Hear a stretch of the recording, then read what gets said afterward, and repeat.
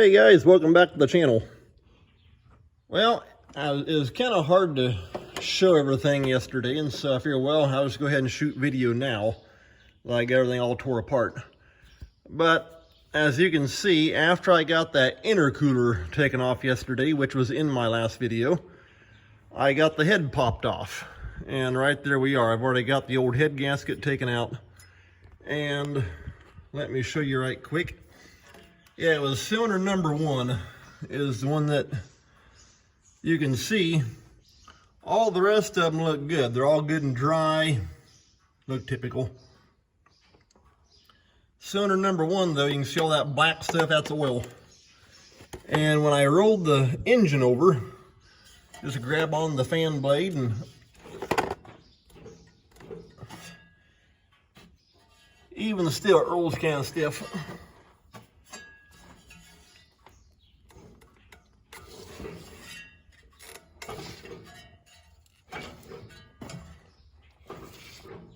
There we go, that brought that one back up. You can see how black the cylinder is and everything. It's got that oiliness to it.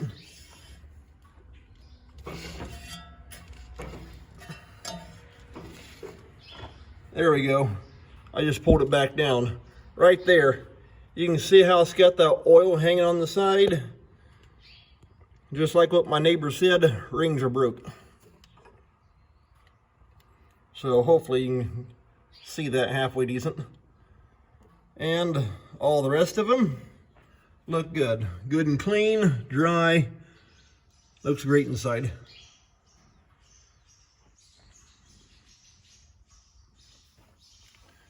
So, now let me see here. I got the head hanging off the forklift right here.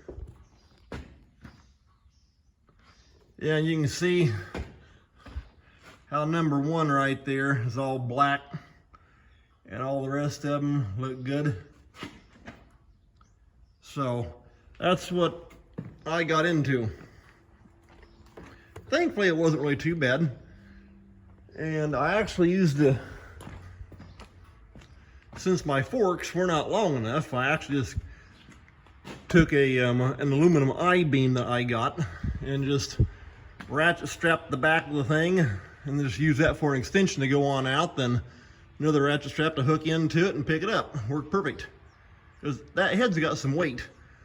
But what I want to do, I've just talked to the guy, and I'm going to take and put the rocker arm assembly back onto it right down through here. I'll go ahead and throw the valve cover right there back onto it. And like I say, I just talked to the guy that works on these. Right there's the rocker arms. I need the spot to put it, so I just sit right on the, put an old seed corn bag underneath it and sit right on the lawnmower. Worked perfect. And so I just talked to him and he said to go ahead and bring it on up. And while he checks out the head and everything like that, I'm going to have him pop the injectors. He can check them and make sure everything's good to go on that. So yeah, it's just a little simple update of what I'm finding out here. And then I'm also going to be talking to him regarding new parts and that kind of stuff, because I'm not sure how well you can see it on camera. You might not be able to. Get the stupid light to sit right there.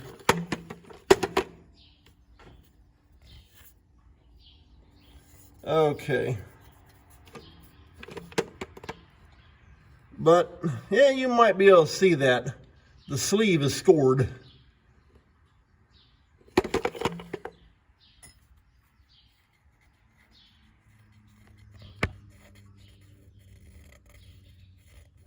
In fact, actually, I'm just kind of running my fingernail around there. Not compared to this one here.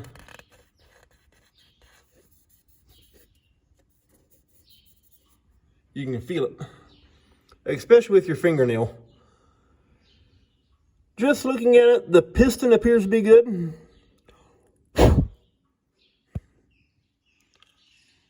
Blow about fuzzy stuff out of there. The piston appears to be good, so we should be good to go there. It just needs new rings.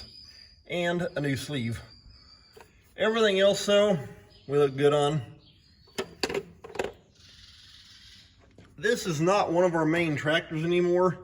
If it was, we would probably go ahead and major it, which means put all new pistons, sleeves, everything, which would also mean probably splitting the tractor.